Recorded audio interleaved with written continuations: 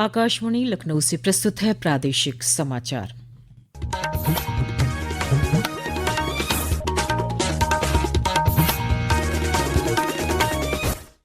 मुख्य समाचार।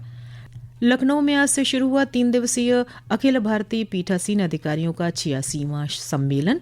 राज्यपाल आनंदीबेन पटेल और लोकसभा अध्यक्ष ओम बिरला ने उद्घाटन सत्र को किया संबोधित। केंद्रीय कृषि मंत्री शिवराज सिंह चौहान ने विपक्ष पर लगाया विकसित भारत जी राम जी अधिनियम को लेकर भ्रम फैलाने का आरोप। कहा, कम से कम 125 दिनों का रोजगार सुनिश्चित करेगा ये कानून। बेसिक शिक्षा विभाग ने आरटीई अधिनियम के तहत वर्ष 2026-27 के लिए निजी विद्यालयों में प्रवेश प्रक्रिया के लिए जारी की समय सारणी। 2 फरवरी से ऑनलाइन पोर्टल के माध्यम से शुरू होगी प्रवेश प्रक्रिया। और यूपी दिवस के अवसर पर दिल्ली हाट में होगा सांस्कृतिक कार्यक्रमों का आयोजन। प्रवासी भारतीय और विभिन्न देशों के राजनयिक होंगे शामिल। नमस्कार, प्रदेश के समाचारों के साथ मैं मनीषा पाठक। अब समाचार विस्तार से। राजधानी लखनऊ स्थित विधान भवन में आज अखिल भारतीय पीठासीन अधिकारियों के 86वें सम्मेलन का शुभारंभ हुआ। सम्मेलन के उद्घाटन सत्र को राज्यपाल आनंदीबेन पटेल और लोकसभा अध्यक्ष ओम बिरला ने संबोधित किया। इस अवसर पर राज्यपाल ने कहा कि लखनऊ में लोकतंत्र पर मंथन का आयोजन हो रहा है, ये गौरव का पल है। उन्होंने कहा कि लोकतंत्र ने संवाद, समन्वय और सहमति की परंपरा को संजोया है। ऐसे में ये सम्मेलन संसदीय आचरण की गरिमा को और अधिक ऊंचाइयों तक ले जाएगा। यही धरती है जिसने संवाद, समन्वय और सहमति की परंपरा को सदैव संजोया। ऐसे पावन परिवेश में यह सम्मेलन संसदीय आचरण की गरिमा को और अधिक ऊंचाइयों तक ले जाने का संकल्प सिद्ध करता है। पीठासीन अधिकारी सदन के संचालनकर्ता के साथ साथ लोकतंत्र की आत्मा के संरक्षक होते। उनकी निष्पक्षता, मर्यादा और विवेकी सदन को जन आकांक्षाओं का सशक्त मंच बनाती। यह सम्मेलन महानुभावों के आदान प्रदान, श्रेष्ठ परंपराओं के संरक्षण और नवाचारों के सृजन का सेतु बने, यही मेरी कामना है। लोकसभा अध्यक्ष ओम बिरला ने कहा कि देश की संवैधानिक संस्थाओं ने अपने कार्य से लोकतंत्र की श्रेष्ठता साबित की है। श्री बिरला ने कहा कि सभी विधानमंडलों के अध्यक्षों और जनप्रतिनिधियों की नैतिक जिम्मेदारी है कि सदन में जनता से जुड़े मुद्दे उठाए जाएं और उन्हें शासन तक पहुंचाएं। हम अलग अलग राजनीतिक दल से जीत कर आते हैं, अलग अलग हमारी विचारधारा है, लेकिन जब चुनकर आते हैं तो जनता की अपेक्षा होती है कि हम सदन में उनकी अपेक्षाएं, उनकी आकांक्षाएं, उनकी चुनौतियां, कठिनाइयां सदन में रखें। और सदन की विशेषता होती है कि जो बातें सदन में रखी है, जो अंतिम व्यक्ति बैठा है, जिसका एक मत भी निर्णायक होता है, उसकी बात शासन तक पहुंचे और इस शासन के अंदर जो बात पहुंचे उसका परिणाम निकले। इस 3 दिवसीय सम्मेलन में देश के राज्यों और केंद्र शासित प्रदेशों की विधानसभाओं और विधान परिषदों के पीठासीन अधिकारी भाग ले रहे हैं। सम्मेलन में पारदर्शी और नागरिक केंद्रित विधायी प्रक्रियाओं में आधुनिक तकनीक के उपयोग, विधायकों की क्षमता निर्माण और विधायकों की जनता के प्रति जवाबदेही पर गहन चर्चा की जाएगी। इससे पहले आज लखनऊ स्थित उत्तर प्रदेश विधान भवन में आज से 62वीं अखिल भारतीय विधायी निकायों के सचिवों के सम्मेलन का शुभारंभ हुआ।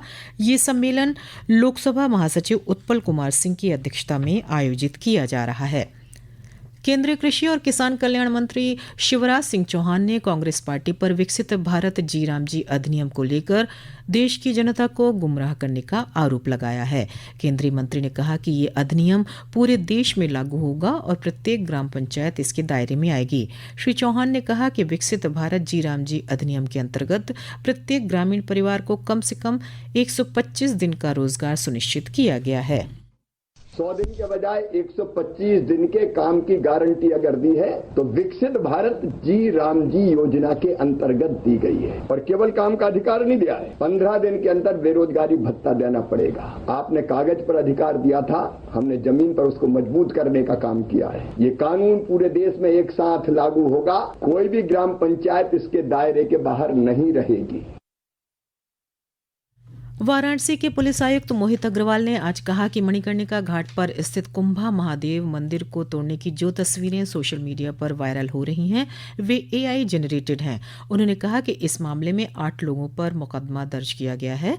इस मामले में स्पष्टीकरण देने के लिए 72 घंटे का समय दिया गया है। यहाँ का स्थलीय निरीक्षण किया गया है और उस निरीक्षण के दौरान ये पाया गया है कि जो तस्वीरें सोशल मीडिया पर डाली गई थी वो पूरी तरह से AI जनरेटेड है। इसको लेकर के FIR दर्ज हुई है और जिन लोगों ने इस तरह की तस्वीरें सोशल मीडिया पर डाल करके लोगों को भ्रमित करने का प्रयास किया है उन सभी के विरुद्ध कानूनी कार्रवाई की जाएगी। ये समाचार आप आकाशवाणी लखनऊ से सुन रहे हैं। ताज़ा समाचार जानने के लिए आप हमारी वेबसाइट newsonair.gov.in पर लॉगिन कर सकते हैं। इसके साथ ही आप प्रादेशिक समाचारों का ये बुलेटिन हमारे YouTube channel news on AIR Lucknow पर भी सुन सकते हैं। बेसिक शिक्षा विभाग ने शिक्षा के अधिकार अधिनियम के अंतर्गत वर्ष 2026-27 के लिए निजी विद्यालयों में 25% आरक्षण के तहत प्रवेश प्रक्रिया की समय सारणी जारी कर दी है। प्रवेश प्रक्रिया ऑनलाइन पोर्टल के माध्यम से होगी। कक्षा 1 या पूर्व प्राथमिक स्तर पर पात्र बच्चों का चयन लॉटरी प्रणाली से किया जाएगा ताकि पारदर्शिता और समानता सुनिश्चित की जा सके। प्रवेश प्रक्रिया का पहला चरण 2 से 16 फरवरी तक चलेगा, दूसरा चरण 21 फरवरी से 7 मार्च तक और तीसरा चरण 12 से 25 मार्च तक पूरा किया जाएगा। इस योजना के माध्यम से आर्थिक रूप से कमजोर एवं वंचित वर्ग के लाखों बच्चों को निजी विद्यालयों में गुणवत्तापूर्ण शिक्षा का अवसर मिलेगा। भाजपा के कार्यकारी अध्यक्ष नितिन नबीन ने भारतीय जनता पार्टी के राष्ट्रीय अध्यक्ष पद के चुनाव के लिए अपना नामांकन दाखिल कर दिया है। नामांकन प्रक्रिया के दौरान मुख्यमंत्री योगी आदित्यनाथ, रक्षा मंत्री राजनाथ सिंह, गृह मंत्री अमित शाह, केंद्रीय मंत्री JP नड्डा समेत अन्य वरिष्ठ नेता उपस्थित रहे। प्रयागराज में मौनी अमावस्या का पावन स्नान संपन्न होने के बाद अब श्रद्धालु बड़ी संख्या में अयोध्या पहुंच रहे हैं। ये सभी श्रद्धालु सरयू के घाटों पर स्नान के साथ ही हनुमानगढ़ी और श्री राम जन्मभूमि मंदिर में दर्शन पूजन करने पहुंच रहे हैं। श्रद्धालुओं की बढ़ती संख्या को देखते हुए जिला प्रशासन ने व्यापक तैयारियां की हैं। SP सिटी चक्रपाणी त्रिपाठी ने बताया कि भीड़ प्रबंधन और सुरक्षा के दृष्टिगत अयोध्या को जोन और सेक्टर में विभाजित किया गया है।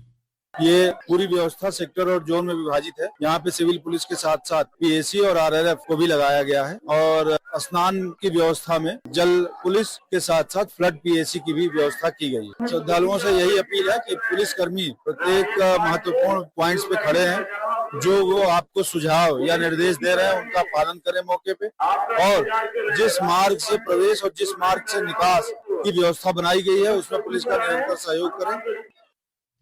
यूपी दिवस के अवसर पर 24 जनवरी को दिल्ली हाट में सांस्कृतिक संध्या का आयोजन किया जाएगा।